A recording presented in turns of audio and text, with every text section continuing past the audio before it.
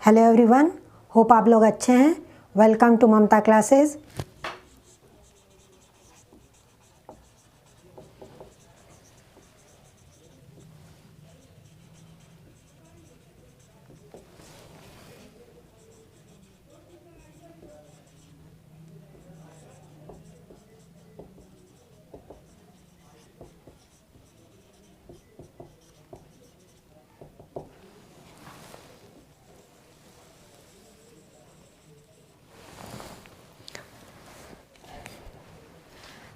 आज हम लोग नया टॉपिक पढ़ेंगे रिटायरमेंट का, और वो टॉपिक है payment of the amount due to retiring partner. जो पार्टनर रिटायर किया है उसको पेमेंट तो करिएगा ना। यानी कि रिटायरिंग पार्टनर के कैपिटल अकाउंट का क्रेडिट साइड का टोटल माइनस कर देंगे डेबिट साइड का टोटल, जो बैलेंस बचेगा वही ना पेमेंट करिएगा।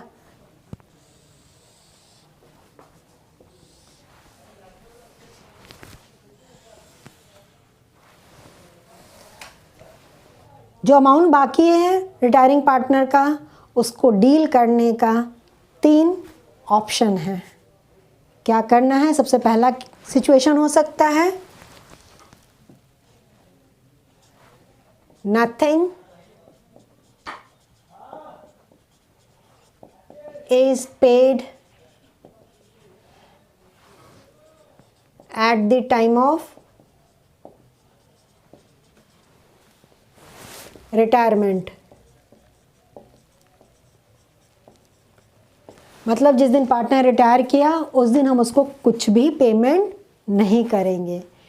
जब पेमेंट नहीं करेंगे भाई तो उसका बैलेंस का करेंगे क्या? तो जो बैलेंस रहता है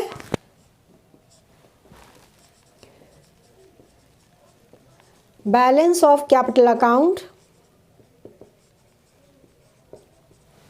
ट्रांसफर्ड टू his लोन,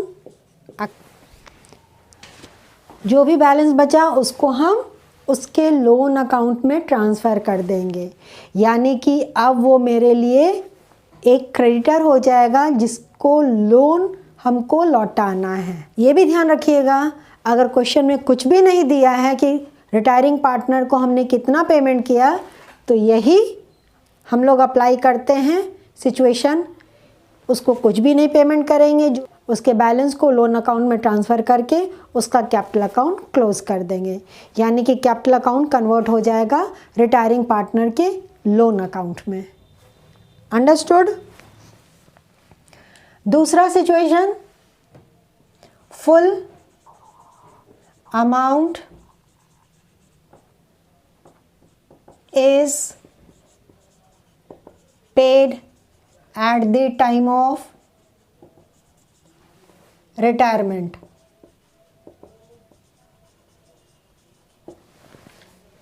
यानी कि रिटायरमेंट के डेट में ही हम फुल एंड फाइनल पेमेंट करके टाटा बाय बाय कर देंगे। अब कुछ भी फ्यूचर में हमको देना नहीं है। तो यहाँ तो नील पेमेंट था at the time of retirement, यहाँ फुल पेमेंट होगी at the time of retirement. और थर्ड सिचुएशन है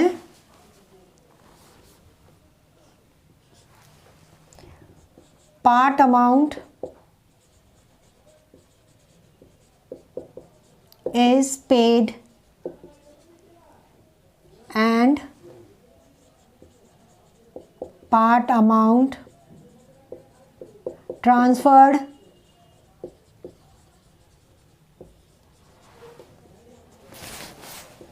to his loan account।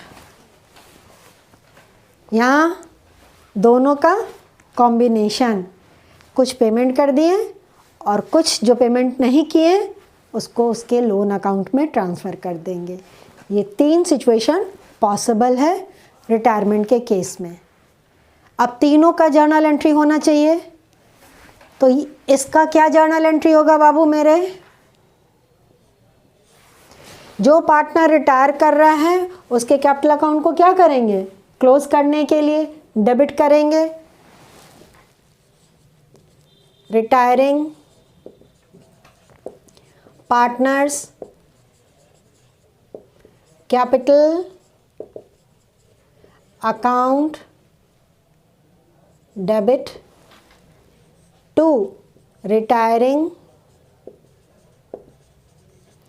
Partners loan account. यानी कि कैपिटल अकाउंट क्लोज हो गया और कौन सा अकाउंट उसका ओपन हो गया बिजनेस में? Loan account. लोन अकाउंट यहाँ पे क्रेडिट हो गया, मेरी लायबिलिटी आ गई। Balance of capital account transferred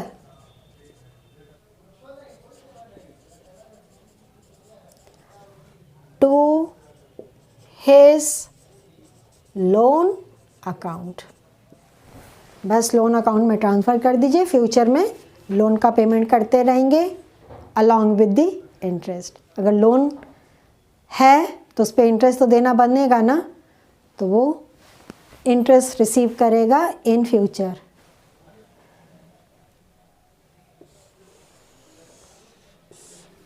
अब इस वाला सिचुएशन क्या है बेटा जी? फुल एंड फाइनल पेमेंट हम लोग रिटायरमेंट के समय ही कर दे रहे हैं। तो रिटायरमेंट के समय जब फुल एंड फाइनल पेमेंट कर रहे हैं तो एंट्री क्या होगा? Retiring partners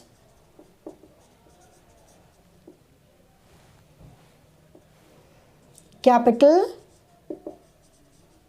account debit to cash oblique bank account.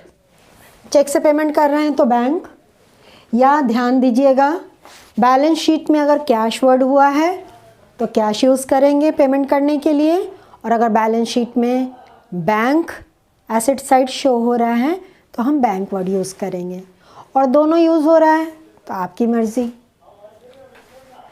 तो बैंक या कैश को क्रेडिट कर दिए, रिटायरिंग पार्टनर्स के कैपिटल अकाउंट को डेबिट करें।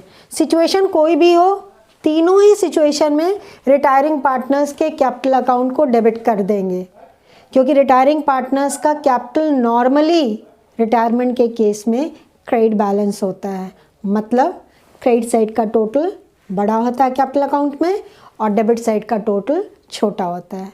तो क्रेडिट बैलेंस से उसको क्लोज करने के लिए क्या करना पड़ेगा? डेबिट करना पड़ेगा ना। तो तीनों ही सिचुएशन में पार्टनर्स कैपिटल अकाउंट डेबिट होगा, और पेमेंट नहीं किए थे तो लोन अकाउंट में ट्रांसफ़र हुआ, पेमेंट किए तो टू कैश या bank account. Narration full payment made to retiring partner. Simple सा situation. Third and last situation जहाँ कुछ पेमेंट कर रहे हैं और कुछ पेमेंट नहीं कर रहे हैं। तो जितना पेमेंट करेंगे उतना से कैश या बैंक अकाउंट क्रेडिट होगा, और जो अमाउंट पेमेंट नहीं कर रहे हैं उसको कहाँ ट्रांसफ़र कर देंगे? रिटायरिंग पार्टनर के लोन अकाउंट में। तो यहाँ पे retiring partners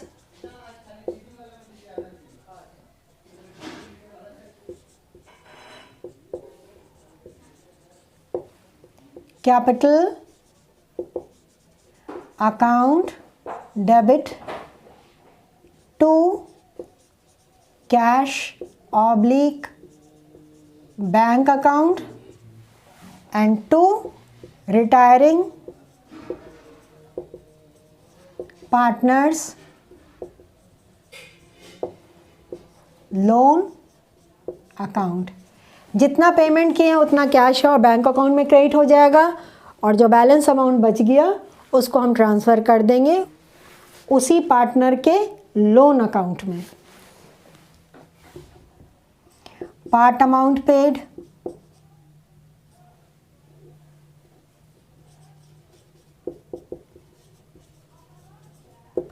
to the retiring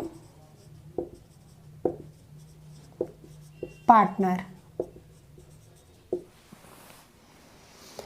तो तीनों का क्या जर्नल एंट्री होगा हमने यहाँ पे आपको समझा दिया। अब फर्स्ट टॉपिक से रिलेटेड एक न्यूमेरिकल हम लोग सॉल्व कर लेते हैं और थोड़ा सा क्लियर हो जाएगा। तो अभी एक क्वेश्चन आपके स्क्रीन पे डिस्प्ले होगा, उसका स्क्रीनशॉट ले लीजिए।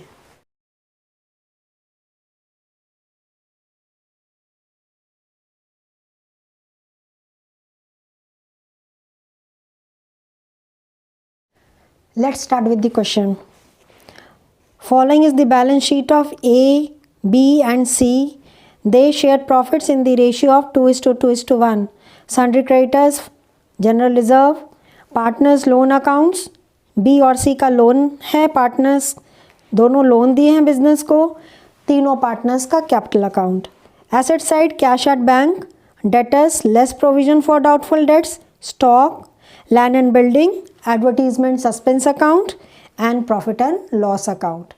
तो बैलेंस शीट में एसेट साइड दो ऐसा आइटम है जिसको आपको राइट ऑफ करना होगा, that is advertisement suspense account and profit and loss account.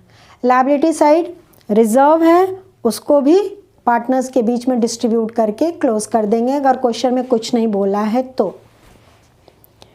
B retires on 1 April the following terms. B retire कर गया और टर्म्स एंड कंडीशन नीचे क्या दिया हुआ है, stock is over valued by ₹20,000 and land and building are under valued by ₹1 lakh. Stock over valued है मतलब ज़्यादा वैल्यूशन कर दिया गया है 20,000 से, तो उसको कम करेंगे, और लैंड एंड बिल्डिंग का वैल्यूशन कम किया गया है तो उसको इंक्रीज कर देंगे। Provision for doubtful debts is to be increase to ₹30,000। Provision for doubtful debts को इंक्रीज करके कितना करना है, 30,000। पहले से बैलेंस शीट में देखिए 25,000 है, तो 5,000 से आपका provision for doubtful debts increase कर गया। Old credit balance of sundry creditors ₹40,000 be written off. Sundry creditors में 40,000 है जिसको आपको राइट ऑफ करना है। वो क्रेडिटर्स बहुत पुराने हो गए हैं, अब उनको पेमेंट हमको नहीं करना है। ये तो फ़ायदे की बात है ना। A computer purchase on 1 October 2010 for ₹50,000। एक कंप्यूटर खरीदे थे 1 अक्टूबर 2010 को 50,000 में, debited to office expenses account. इसको किस अकाउंट में डेबिट कर दिए थे, ऑफिस एक्सपेंसेस अकाउंट में।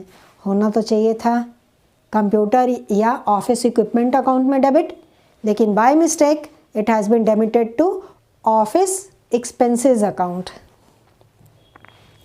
Is to be brought down into account charging depreciation at 20% per annum. इसको अब अकाउंट में लाना है और डेप्रिसिएशन चार्ज करना है at the rate of 20% per annum. Okay, अब नया एसेट आएगा। Goodwill of the firm is valued at ₹1,50,000। Firm का गुडविल वैल्यूशन किया गया है 1.5 लाख रुपये से। And the amount due to B be adjusted in the capital accounts of A and C।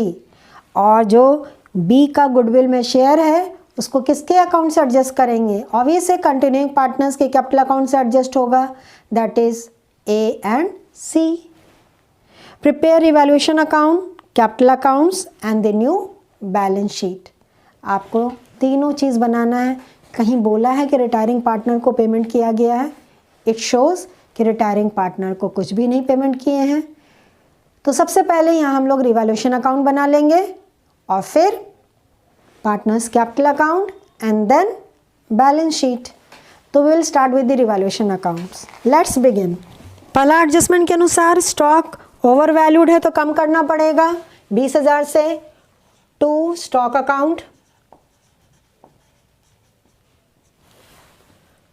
20,000। Land and building under valued है तो बढ़ाना पड़ेगा 1 लाख से by land and building account 1 lakh.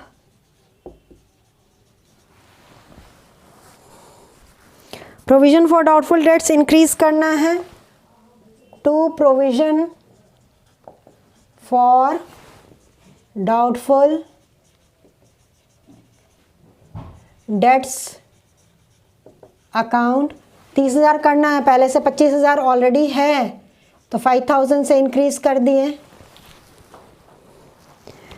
Sundry creditors को राइट ऑफ करना है, क्रेडिटर्स को कम करना है, यानी कि मेरे लिए फ़ायदा। तो obvious on the credit side by sundry creditors account 40,000। Computer लाना है रिकॉर्ड में।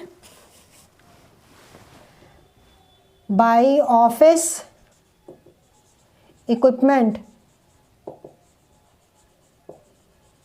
That is computer account.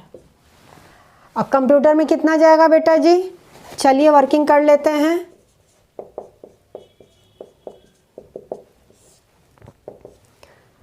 Cost है कंप्यूटर का 50,000 लेस डेप्रिसिएशन। डेप्रिसिएशन का परसेंटेज कितना है? 20%। और कंप्यूटर खरीदा गया है 1 अक्टूबर को, तो डेप्थ ऑफ 6 मंथ्स के लिए ही चार्ज होगा। Into 20/100 into 6/12।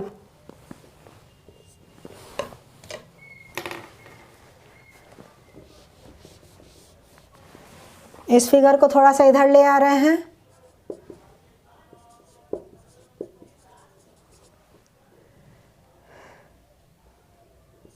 $5,000। तो आज के डेट में मेरा कंप्यूटर का वैल्यू कितना है? 50,000 में से 5,000 लेस कर दीजिए, बैलेंस इज 45,000। यही अमाउंट हमारा रिवॉल्यूशन अकाउंट में जाएगा।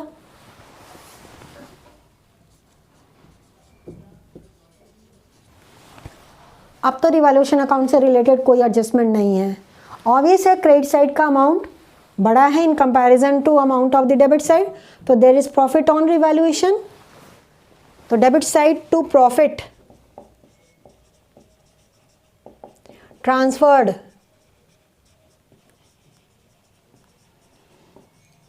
To capital account. A, B and C credit side का टोटल कर लें पहले हम लोग। बेटा जी कर लीजिए टोटल 1,85,000। दोनों साइड का टोटल तो एक ही आएगा। 1,85,000 में से कितना आपको लेस करना है? 20 + 5 25,000। तो प्रॉफिट लेफ्ट इज 1,60,000। अब इसको बांटना है 2:1 के रेशियो में। तो 64,000 ए में, 64,000 बी में और 32,000 क्रेडिट होगा सी के कैपिटल अकाउंट में। तो हमारा रिवॉल्यूशन अकाउंट का आंसर आ गया। अब हमको बनाना है पार्टनर्स कैपिटल अकाउंट, लेकिन उससे पहले गुडविल का जो शेयर आ रहा है रिटायरिंग पार्टनर का वो कैलकुलेट कर लेते हैं, और ए और सी कितना कितना देगा वो भी कैलकुलेट कर लेते हैं।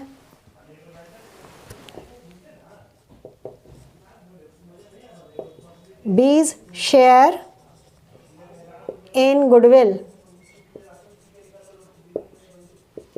Is equal to ₹1,50,000 into 2/5 is equal to ₹60,000। और ये 60,000 ए और सी के कैपिटल अकाउंट से डेबिट होगा।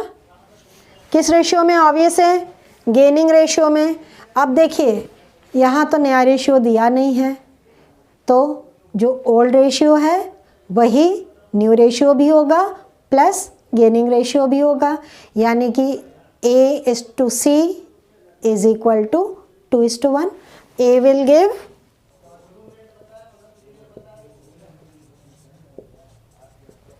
₹60,000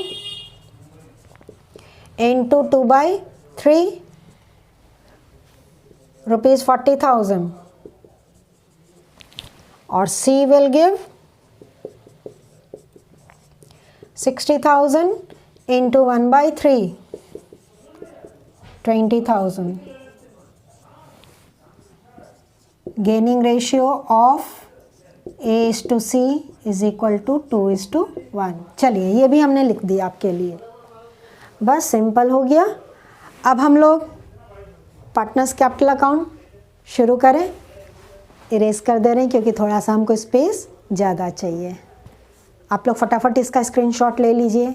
अगर नोटबुक में लिख लिए हैं तब तो कोई दिक्कत नहीं। चलिए हम लोग पार्टनर कैपिटल अकाउंट स्टार्ट करते हैं। तो सबसे पहले opening balance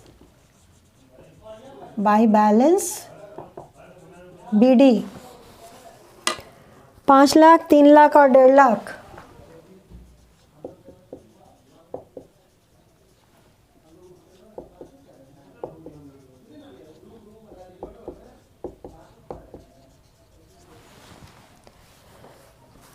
next general reserve distribute कर दे रहे हैं by general reserve. Amount is 2,50,000। तो 2:1 के रेशियो में जाना है। 1 lakh, 1 lakh and 50,000। Liability side से हमारा और कोई अमाउंट डिस्ट्रीब्यूट होने वाला नहीं है। एसेट साइड देखिए, advertisement suspense. Debit side 2,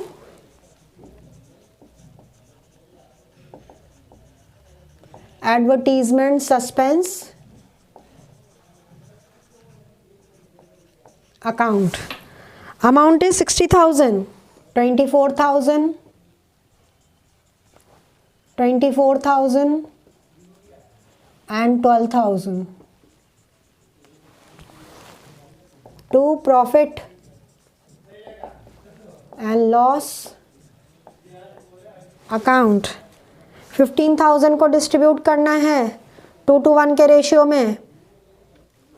6,000, 6,000 and 3,000।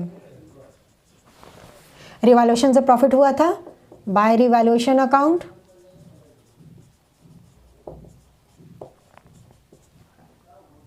64,000, 64,000 and 32,000। Goodwill का एडजस्टमेंट करना है। बी को तो मिलेगा ना, तो बी के कैपिटल अकाउंट में क्रेडिट। क्या एंट्री होता है? जो पार्टनर कंटिन्यू करते हैं उनके कैपिटल अकाउंट को debit. A's capital account debit, C's capital account debit to B's capital account. यही एडजस्टमेंट होता है ना गुडविल के लिए। ए के कैपिटल अकाउंट में डेबिट होगा 40,000, सी के कैपिटल अकाउंट में डेबिट हुआ 20,000 और बी के कैपिटल अकाउंट में क्रेडिट हो गया 60,000। तो ए और सी डेबिट हुआ है तो डेबिट साइड लिखेंगे क्या? To B's capital account. ए के कॉलम में 40,000 और सी के कॉलम में 20,000। बी के कॉलम में क्रेडिट साइड जाएगा बाई एज कैपिटल अकाउंट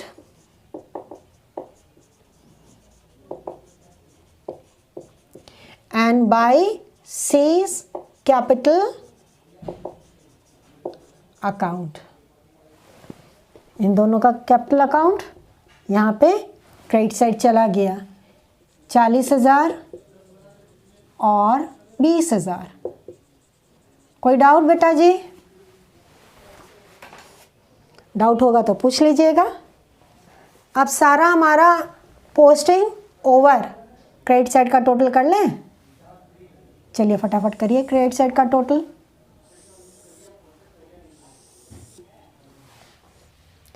$6,64,000 ए का,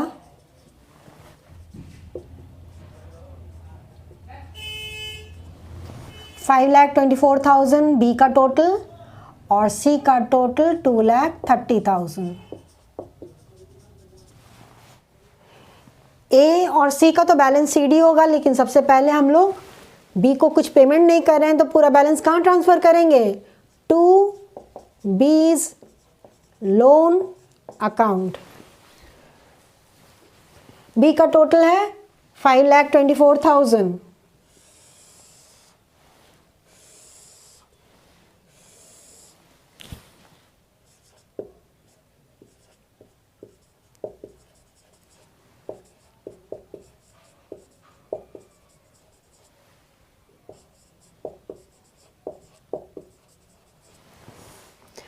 इधर भी हम टोटल लिख दिए हैं। 5,24,000 में से कितना लेस कीजिएगा? 24,000 प्लस 6,000, 30,000। तो बैलेंस लेफ्ट इज 4,94,000 और यही हमारे लिए लोन हो गया। बी का लोन हमको पेमेंट करना है 4,94,000। अब ए और सी का balance C D. To balance C D 6,64,000 minus 70,000, 5,94,000 और सी का 2,30,000 माइनस 35,000, 1,95,000। देखिए यहाँ मिस्टेक हो गया है, इट वॉज 32,000 एंड नॉट 30,000, तो टोटल हो गया 2,32,000 और यहाँ भी टोटल हो गया 2,32,000, तो balance C D will be 97,000। अब कैपिटल अकाउंट भी मेरा कंप्लीट हो गया। अब हम लोग बैलेंस शीट बना लेंगे, तो फटाफट बैलेंस शीट का फॉर्मेट ड्रॉ कर लीजिए। बैलेंस शीट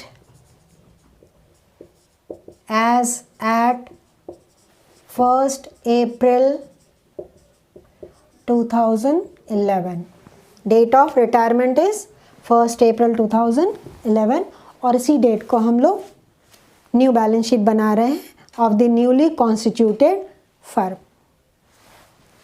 चलिए हम लोग शुरू करते हैं कैश एट बैंक से। Asset side cash at bank, इसमें तो कोई चेंज नहीं हुआ, तो जस का तस 10,000। Next is debtors. Debtors is 6 lakh less provision for doubtful dates.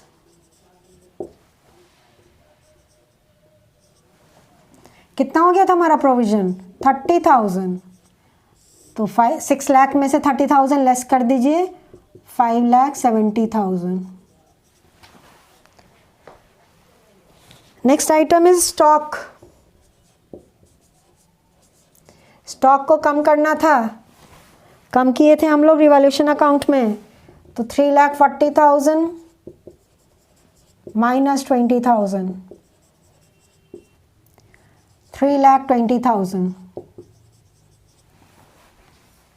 Next item is हमारा कंप्यूटर आया था, तो ऑफिस इक्विपमेंट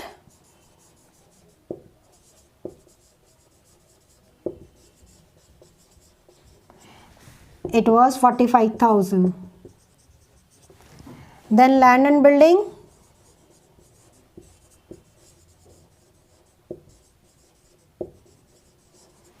क्वेश्चन में बोल रहा है बैलेंस शीट में आपका दिया हुआ था land and building 10 lakh, 1 lakh से उसको बढ़ाए थे, तो अभी मेरा लैंड एंड बिल्डिंग हो गया 11 लाख। एसेट साइड का सारा आइटम मेरा हो चुका। Let's move on the liability side. Sundry creditors.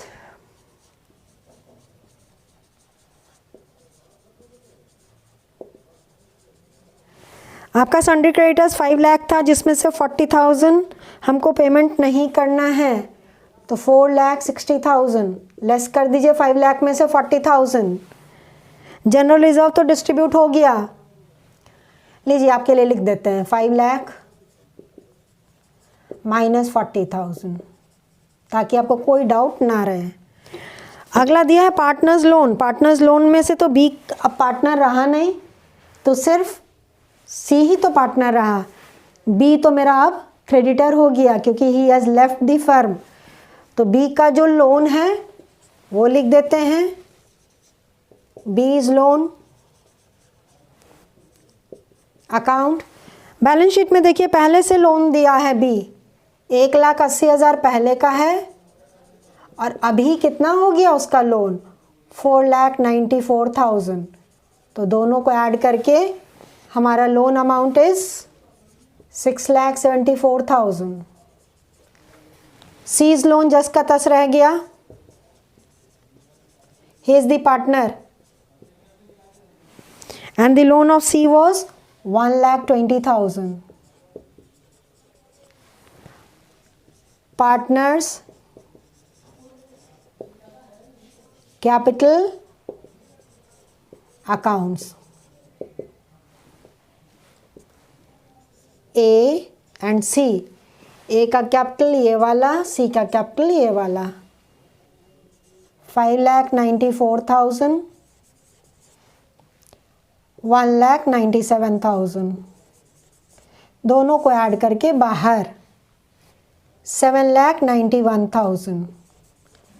अब लायबिलिटी साइड का भी सारा अमाउंट हो चुका, दोनों साइड का टोटल कर लीजिए.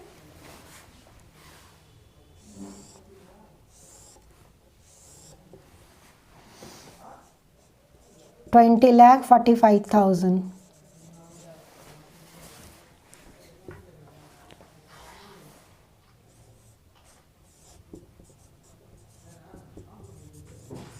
दोनों साइड हमारा बैलेंस शीट इक्वल आ गया, यानी कि हमारा सारा सवाल सही है. होप आपको ये क्वेश्चन अच्छे से समझ में आ गया होगा. आज एक सिचुएशन हमने कवर कर दिया न्यूमेरिकल के साथ. नेक्स्ट क्लास में दूसरे सिचुएशन से रिलेटेड हम लोग न्यूमेरिकल सॉल्व कर लेंगे. तो मिलते हैं नेक्स्ट क्लास में. तब तक अपना ख्याल रखिए, खुश रहिए. बाय.